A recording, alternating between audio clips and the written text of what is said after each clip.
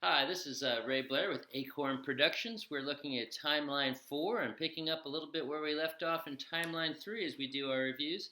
I had a context I wanted to talk about. I wanted to talk about the context of Western expansion, symbolized here by Daniel Boone, who is the trailblazer who went through the Cumberland Gap into the Northwest and Southwest territories. Started doing this illegally during the 1760s and led a period of migration that grew steadily into the first west of this time period across the Appalachian Mountains or Appalachian Mountains all the way out to the Mississippi River. This expansion led to a series of conflicts. The Western expansion is a long-time theme of American history, and it's one of the themes of our kind of major topic of the first part of period 4, Jacksonian and Jeffersonian democracy. Reverse chronological order, of course. And as this western expansion is happening from the beginning with the Powhatan in Virginia and the Wampanoag tribes in Massachusetts, conflict ensues as American farmers spread out trying to make Jefferson's vision of a agrarian republic come true. First, Pontiac's Rebellion as an effect of the French and Indian War, and then conflict with the Iroquois, who had consistently been British allies, and they sided with the British in the American Revolution and ended up being on the losing side of negotiations, losing access to most of their lands in New York. Then Little Turtle's Confederacy in Ohio won a couple of battles, and then turned around and lost a conflict with Mad Anthony Wayne. Kind of the pattern of all of this is lose a battle with the United States, lose a state. Then there was, moving into Jefferson's time period, Tecumseh, and a bid to create a confederacy of all of the Native Americans in the Northwest and Southwest territories to try to unify to resist American expansion. Tecumseh would ultimately die in the War of 1812, one of our major events that kind of shaped the political history of time period 4. During Jefferson's presidency before the War of 1812, he negotiated the Louisiana Purchase and sent out Lewis and Clark into the West to survey new lands that was investigated.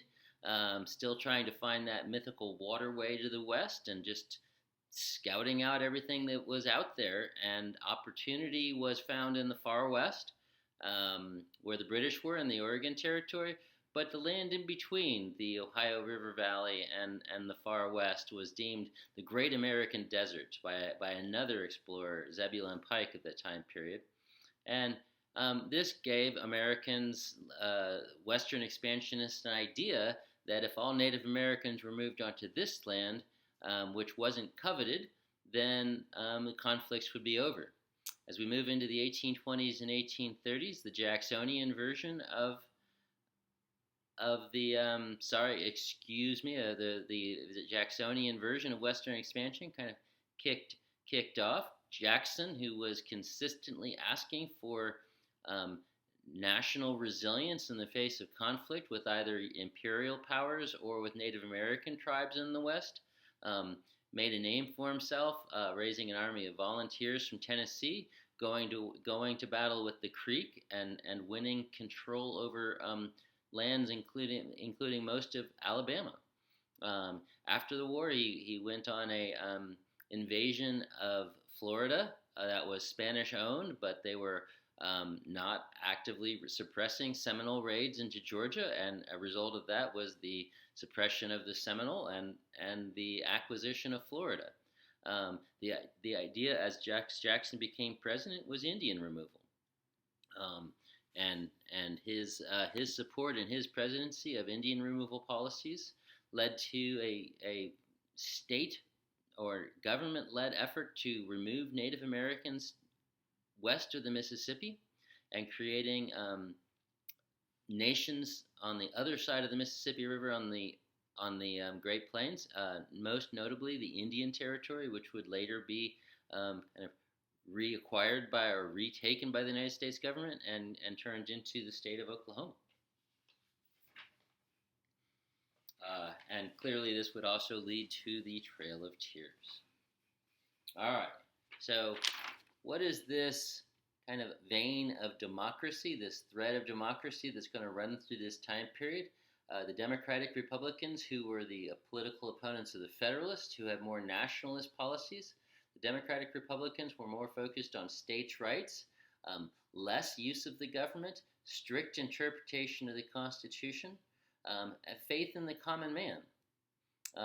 This trend is only going to be, I don't know if exacerbated is the word, but expanded upon as Jackson becomes president in 1828, and he is a big fan, or he is benefiting from both Western expansion and universal male suffrage, appealing to the common man and the kind of independence of the American citizenry that had been encouraged by the ideal of Jefferson's agrarian republic.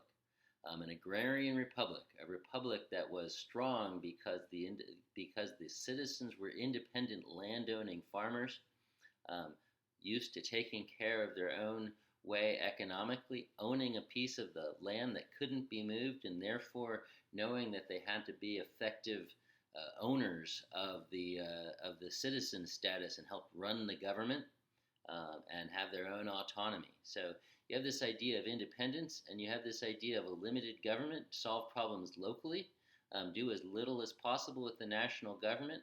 And this ran contrary to the Federalist vision and then the Whigs who followed them, that the national government should kind of steer the course for the development of the economy and society and try to push for growth. Jefferson and Jackson's main goal was a healthy republic with independent citizens. The Federalists and the Whigs, their policies were more about trying to create a developed national economy and often trying to help create national power along the way. Ultimately, Jefferson's vision was challenged by international concerns, by the need at times to act nationally. Early in his presidency, he felt like it was time to stand up for the nation and go to war with the Barbary pirates.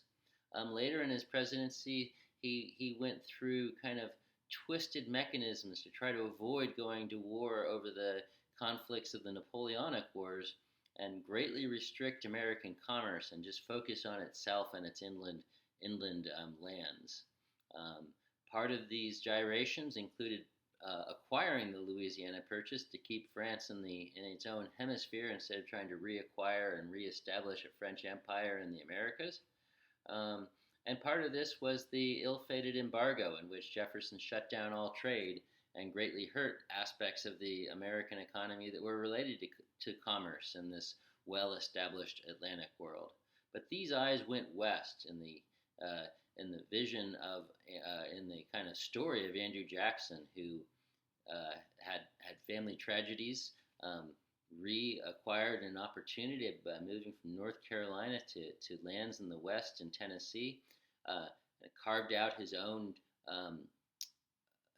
destiny, quarreling and feuds with local residents, establishing a plantation, fending off Native American claims to lands, and then becoming a prominent member of the legal community in Tennessee, and then a high level leader of the entire community.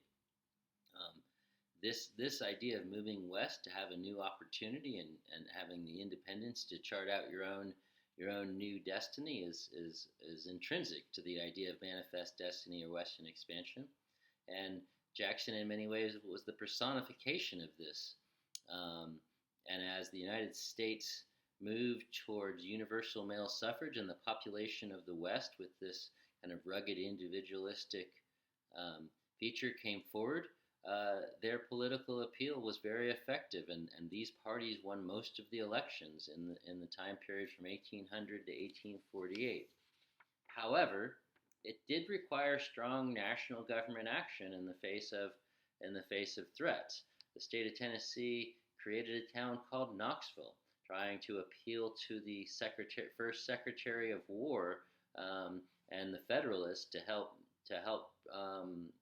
use the power of the federal government to protect settlers from conflicts with Native Americans, largely by defeating Native Americans and pushing them off lands.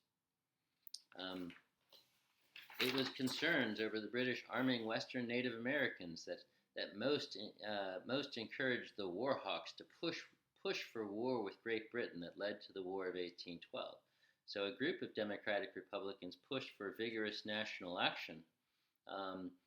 And this war, as many wars do, strengthened the national government and had the Democratic Republicans acting curiously like the Federalists as they won the war, and they looked at the weaknesses of not having let the Bank of the United States expire, not having cheap credit and easy credit to help finance a war.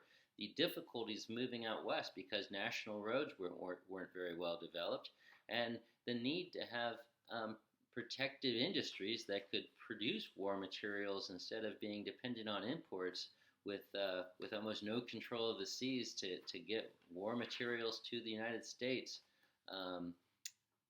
in the War of 1812. All of these things led to the formation of the American system, which included making a stronger military, which was really never going to go back.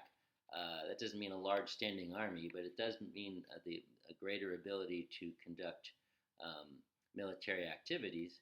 But the post-War of 1812 national response was to create the American system. That was a series of policies that recreated the Bank of the United States, established a protective tariff, and provided money for roads. A lot of these policies, banking and protective tariffs, would equally balance the Northeast and the growing industrial economy up there, and tariffs and the bank would help more people that were engaged in capitalist activities. Tariffs would actually hurt farmers that were in the South and the West. And ultimately, the roads that were harder to finance in rural communities, agrarian communities, was that part of the American system was vetoed. It's a three-legged stool that one leg was knocked out from, and this led to Americans stopping thinking about national issues and starting to see themselves as having sectional interests. One of the effects of all of this was the creation of a national economy called the market economy, where in the North, finished goods were made, largely textiles. So this is where the clothes are finished. The raw materials of creating clothes for Americans came from the South, with the rapid expansion of cotton. Eli Whitney's 1790s invention of the cotton gin took slavery, which looked like it was a dying institution, and reinvigorated essentially put it on steroids, and the million or so American slaves that seemed to be becoming a part of America's past started growing rapidly into 4 million slaves by 1860 as the South exploded in cotton plantations, spreading from Georgia and then into the new states of Alabama, Mississippi, Arkansas, Texas eventually, and parts of other states. And in the Northwest, they were making the food of this economy. So the food fed the southern cotton farmers and the northeastern factory workers. The cotton and the factory went into the factory, and out came clothes. So we were feeding and we were clothing America with this system. That's the early part of this context. I think Timeline 4 is going to end up having 3 videos. So let's work through that, and then we will start with the story about how the American system led to the second two-party system in the aftermath of the American victory in the War of 1812.